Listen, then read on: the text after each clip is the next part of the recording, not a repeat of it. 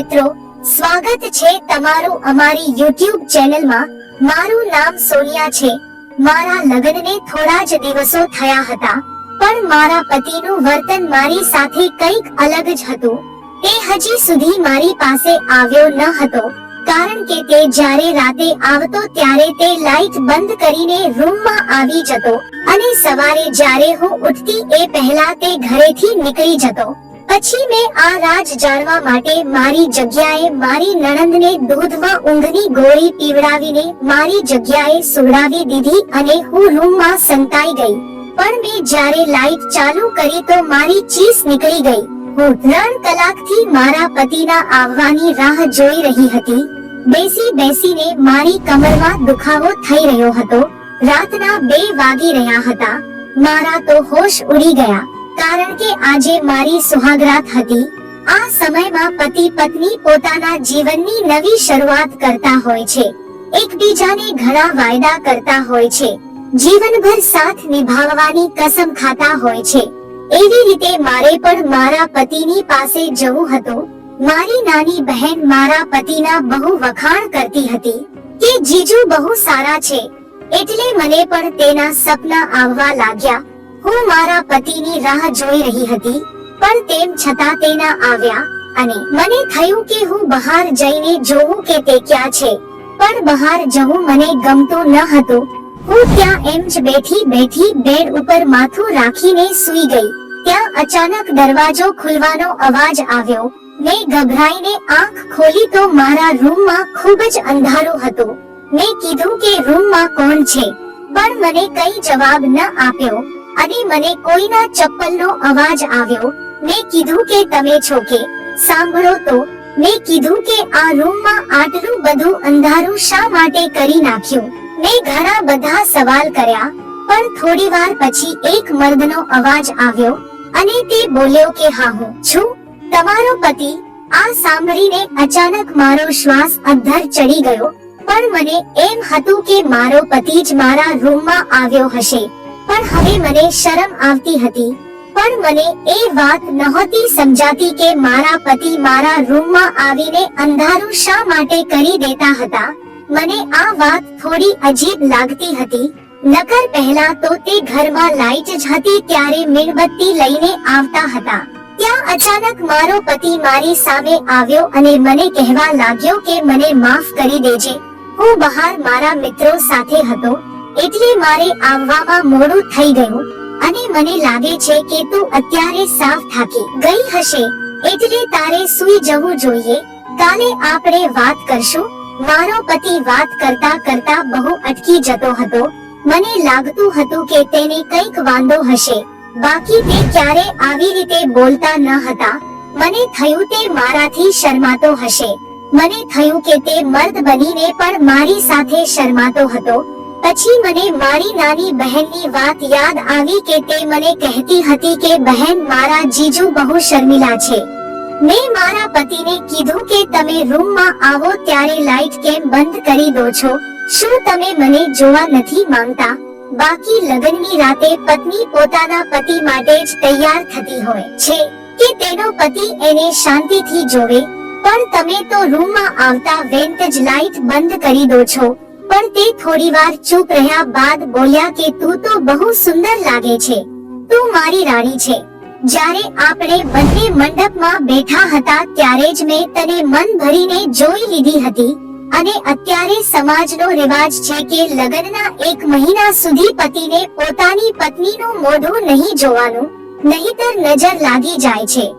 આટલા માટે આપણા લગ્ન વખતે મને આપણા પંડિતજીએ પણ કીધું હતું કે તમારું નક્ષત્ર બહુ ખરાબ છે, એટલે થોડા સમય સુધી તમે પોતાના રૂમમાં તમારી પત્ની પાસે જાઓ તો તમારે લાઈટ બંધ કરીને જવું પડશે, જેથી કરીને તમે તમારી પત્નીનો ચહેરો ના જોઈ શકો। પણ મેં હવે મારા પતિની વાત પર વિશ્વાસ કરી લીધો। મને ઘણા બધા સવાલ મનમાં હતા, પણ લગ્નની શરૂઆત હતી એટલે હું કાંઈ ઝઘડો કરવા નહોતી માંગતી અને મને એમ હતું કે હું સવારે મારા પતિનો ચહેરો જોઈશ, પણ સવારે તે મારા બેડ ઉપર હતા જ નહીં। મેં બહાર આવીને જોયું તો મારી સાસુ ઉદાસ લાગી રહી હતી પણ જેવી હું ત્યાં ગઈ તો મારા સાસુના મોઢા પર ચમક આવી ગઈ અને તેણે મને ઈશારાથી પોતાની પાસે બોલાવી અને તે મારી નજર ઉતારવા લાગી. મને થયું કે હકીકતમાં મારા પતિ ઉપર આફત હશે, એટલે અમારા માટે મારી સાસુ અમારી નજર ઉતારતી હતી. પછી મેં મારી સાસુને પૂછ્યું કે મારો પતિ ક્યાં છે, તો તે કહેવા લાગ્યા કે બેટા એ તો એના કામ પર જતો રહ્યો છે. મેં તેને પૂછ્યું પણ મમ્મી તેને તો જવાનો સમય 9 વાગ્યાનો છે, તો તે કેમ આટલા વહેલા જતા રહ્યા છે? હજી તો 7 જ વાગ્યા છે. તો મારી સાસુ મને કહેવા લાગી કે બેટા તેના ધંધાનું કાંઈ નક્કી નથી, તે તેના મિત્રો સાથે મળીને બધા સાથે ધંધો કરે છે, તે ગમે ત્યારે આવે છે અને ગમે ત્યારે જાય છે, તું વધારે ચિંતા ના કર.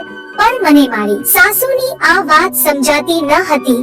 મેં તેને પૂછ્યું કે મમ્મી મને લાગે છે કે તેની લગ્ન કરવાની ઈચ્છા નહીં હોય, તમે જબરદસ્તીથી તેના લગ્ન કરાવ્યા છે, કારણ કે ગઈકાલે રાતે તેણે મારી સાથે કાંઈ વાત પણ કરી નથી અને એમ જ જતા રહ્યા. ત્યાં અચાનક સામેના રૂમમાંથી એક છોકરો બહાર આવ્યો. મેં તેને જોઈને નમસ્તે કર્યું. મારી સાસુ કહેવા લાગી કે બેટા આ તારો દિયર છે. પણ મારી સાસુ બહુ ઉદાસ લાગી રહી હતી. મારા ઘરમાં મારો પતિ, દિયર અને મારી એક નણંદ, બસ આટલા જ રહેતા હતા. પણ મને બધાના વ્યવહાર કંઈક અલગ જ લાગતા હતા. મારી નણંદ મને કહેતી હતી કે ભાભી તમે અમારી સાથે પણ થોડો સમય કાઢજો. મેં કીધું કે હું આખો દિવસ તમારી સાથે તો હતી. પછી મેં તેને કીધું કે મારે તમારા ભાઈ સાથે એક જરૂરી વાત કરવી છે, પણ તે મને કાંઈ જવાબ આપ્યા વગર જ ત્યાંથી જતી રહી. મેં ઘડિયાળ સામું જોયું તો રાત થઈ ગઈ હતી. મને ખબર નહોતી કે મારો પતિ ક્યાં હશે. મને હવે ન આવવાના વિચાર આવી રહ્યા હતા. હું આવીને આમ તેમ જોવા લાગી, પણ મારો પતિ ક્યાંય મને દેખાતો ન હતો. પણ જ્યારે હું પાછી મારા રૂમમાં આવી તો મારા પતિ મોઢું છુપાવીને બેઠા હતા. મને થયું કે આજે હવે હું દૂધનું દૂધ અને પાણીનું પાણી કરી નાખીશ. હું ડર્યા વગર તેની બાજુમાં જઈને બેસી ગઈ. મેં તેનો હાથ પકડી લીધો અને મેં તેને કીધું કે હું તમારી સાથે જરૂરી વાત કરવા માંગુ છું. હજી હું આટલું બોલી ત્યાં તેને મારો હાથો મૂકી દીધો અને તે મારાથી પોતાનો ચહેરો છુપાવવા લાગ્યા અને મને કહેવા લાગ્યા કે તારે વાત કરવી હોય તો મારી સામું જોયા વગર કરી લે. આ વાત સાંભળીને મને રડાઈ ગયું. મેં તેને મોઢા પર જ કહી દીધું કે તમને કોઈ બીજી પસંદ હોય તો મને કહી દો, તમે મારી સાથે લગ્ન શા માટે કર્યા?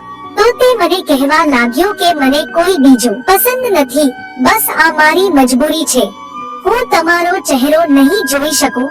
મને હવે તેની આ વાત પર બહુ ગુસ્સો આવી રહ્યો હતો. તેની આવી તો કેવી મજબૂરી હતી કે તે મારી સાથે સરખી વાત પણ નહોતો કરતો અને મારી પાસે પણ નહોતો આવતો. દિવસો આમ જ વીતતા ગયા.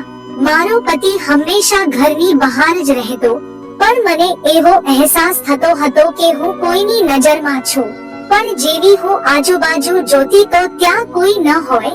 પણ એકવાર જ્યારે હું મારી સાસુને તેના રૂમમાં ચા આપવા ગઈ તો તે રૂમની અંદર ફોન ઉપર કોઈ સાથે વાત કરતા હતા. થોડી વારમાં તે વાતો સાંભળીને તે રડતા રડતા કોઈને વિનંતી કરી રહ્યા હતા અને મેં તેને પૂછ્યું કે તમને કાંઈ ચિંતા છે? તો તે મને કહેવા લાગ્યા કે ના બેટા, મારી નાની બહેન મારી સાથે નથી બોલતી. હું તેને મનાવવાની કોશિશ કરું છું, પણ આમાં હકીકત તો કંઈક અલગ જ હતી. એક દિવસ મારા સાસુની મોટી બહેન અમારા ઘરે આવી અને મારી સાસુને કહેવા લાગી કે તમારા નાના દીકરાની સગાઈ મારી બહેનપણીની દીકરી સાથે નક્કી કરી હતી, તો હવે તેના લગ્નની શું વાર છે? પણ મને લાગ્યું કે મારી સાસુ તેના લગ્ન કરાવવા માંગતી ન હતી. પછી માસી મને કહેવા લાગ્યા કે તારો પતિ ક્યાં છે? હું 2 દિવસથી આવી છું, મને કેમ દેખાણો નહીં? હજી સૂતો છે કે શું? પછી મેં કીધું કે તે સવારના કામ પર જતા રહે છે અને છેક રાતે પાછા ઘરે આવે છે. મારી આ વાત પર માસી ચૂપ થઈ ગયા હતા. પછી મેં માસીને કીધું કે મારા સાસુ તમારી નાની બહેનને બહુ મનાવે છે, તે બંને બોલતા નથી. મારા સાસુ તેની માફી માંગી રહ્યા હતા. તે કેમ હજી બોલતા નથી? મારી આ વાત સાંભળીને માસી પણ મને કહેવા લાગ્યા કે કોણ નાની બહેન? અમારી કોઈ નાની બહેન નથી, અમે 2 બહેન જ છીએ. પણ મને હવે વિચાર આવતા હતા કે તો મારા સાસુ કોની સાથે વાત કરીને રડી રહ્યા હતા. મારા સાસુ કહેવા લાગ્યા કે તારો દિયર હજી લગ્ન કરવા નથી માંગતો. તો મેં તેને કીધું કે તો અત્યાર સુધી તમે સગાઈ શા માટે એમ જ રાખી? મારી સાસુ મને કહેવા લાગી કે બેટા, મારા બંને દીકરા પોતાની મરજીના જ માલિક છે. હું પહેલેથી આ બંનેથી દુખી છું. આટલું બોલીને તે રડવા લાગી. પછી મને વિચાર આવ્યો કે હવે મારા પતિને મારી મોજૂદગી છે છતાં તેને મારી કદર નથી. આટલા માટે હું હવે થોડા દિવસ મારા પિયર જતી રહું, જેથી કરીને મારા પતિને મારી કદર થાય. પછી હું મારા સાસુને પૂછીને મારા પિયર જતી રહી. મને થયું કે હું મારી માને કહીશ કે તમે મારા લગ્ન કેવા માણસ સાથે કરાવી દીધા કે જેને હજી પોતાની પત્નીનું મોઢું પણ નથી જોયું. પણ મને શું ખબર હતી કે મારી ઉપર હજી બહુ મોટી આફત આવવાની છે. જ્યારે હું મારા પિયર પહોંચી તો મારા ઘરની બહાર એક કુરિયર પડેલું હતું અને તેમાં મારું જ નામ લખેલું હતું. મેં તેને ખોલીને અંદર જોયું તો મારા પગ નીચેથી જમીન સરકી ગઈ. હું સીધી મારા ઘરમાં જઈને મારા રૂમમાં જતી રહી. મને હવે વિચાર આવતા હતા કે મારી સાથે કોણ આવો લગ્નનો ખેલ ખેલી રહ્યું છે. મેં મારી સાથે મારી નાની બહેનને કીધું કે તારા જીજુનો ફોટો બતાવ કે જે તે લગ્નના દિવસે પાડેલો હતો. મેં તો હજી મારા પતિનો ફોટો સરખી રીતે જોયો પણ ન હતો. પછી તેને એક ફોટો મને બતાવ્યો. તેમાં તો તે એક સુંદર જવાન છોકરો લાગી રહ્યો હતો. હું હવે આ વાત મારા પિયરમાં કોઈને કહેવા માંગતી ન હતી, એટલે હું તરત પછી મારા સાસરિયામાં જતી રહી. મારે હવે હકીકત જાણવી હતી. રાત્રે ફરીવાર તે માણસ મારા રૂમમાં આવ્યો. તે 1 મહિનાથી મારો પતિ બનીને રહેતો હતો. પણ હવે મને ખબર પડી ગઈ હતી કે તે મારો પતિ ન હતો. પણ તેમ છતાં મેં તેને કીધું કે મારે તમને દિલ ખોલીને જોવા છે. હવે હું તમારાથી દૂર નહીં રહી શકું. મારે તમારી પાસે આવવું છે. હું તમારા વગર નહીં રહી શકતી. મેં કીધું કે હવે હું લાઈટ ચાલુ કરું છું. તો તે મને કહેવા લાગ્યો કે તને તો ખબર જ છે કે આ મારી મજબૂરી છે. તને જે લાગે એ, બાકી હું આવું નહીં કરી શકું. તું મને વારે વારે કહીશ તો હું તારા રૂમમાં નહીં આવું. આટલું બોલીને તે મારા રૂમમાંથી જતો રહ્યો. પછી મેં વિચારી લીધું કે હું મારી નણંદને દૂધમાં ઊંઘની ગોળી આપીને પીવડાવી દઈશ અને રૂમમાં છુપાઈ જઈશ. પછી રાતે જ્યારે તે મારા રૂમમાં આવ્યો અને બેડની બીજી બાજુ બેસી ગયો, મેં ઊભા થઈને તરત લાઈટ ચાલુ કરી દીધી અને જેવો મેં તેને જોયો તો મારા હોશ ઉડી ગયા, કારણ કે એ તો મારો દિયર જ હતો. મને થયું કે તે શું 1 મહિનાથી મારા રૂમમાં આવતો હશે. પણ તે મને જોવા લાગ્યો. મેં તેને કીધું કે તને શરમ નથી આવતી આવી રીતે મારા રૂમમાં આવતા? તો મને કઈ જવાબ ન આપ્યો. પછી મેં તે કુરિયર વાળા પેપર તેના મોઢા ઉપર માર્યા. તેમાં તેને એવું લખ્યું હતું કે હું તમને એ ખુશી ક્યારેય નહીં આપી શકું કે જે તમે માંગો છો. આટલા માટે હું ઘર છોડીને જતો રહ્યો હતો. મારે તમને કોઈ દુઃખ નથી આપવું. મારી માએ તમારી સાથે જબરદસ્તીથી મારા લગ્ન કરાવી દીધા છે. મેં તેને બહુ ના પાડી હતી, પણ તે માન્યા જ નહીં. એટલે હું મારા લગ્નના દિવસે જ ભાગી ગયો હતો અને આજે હું તમને મારી હકીકત કહેવા આવ્યો હતો. પછી તારી ઈચ્છા હોય તો તું લગ્ન કરી શકે છે. પણ મને સમજાતું નહોતું કે લગ્નની રાતે જ મારો પતિ તો ભાગી ગયો હતો. તો મારો દિયર અત્યારે સુધી મારા રૂમમાં શા માટે આવતો હતો? પછી મેં તેનો કોલર પકડીને તેને ઘગલાવ્યો. મેં તેને કીધું કે તે મારી સાથે આવું શા માટે કર્યું? તો તે મને કહેવા લાગ્યો કે મેં કંઈ ખોટું નથી કર્યું તમારી સાથે. મેં તો બધું મારી માના કહેવા ઉપર કર્યું છે.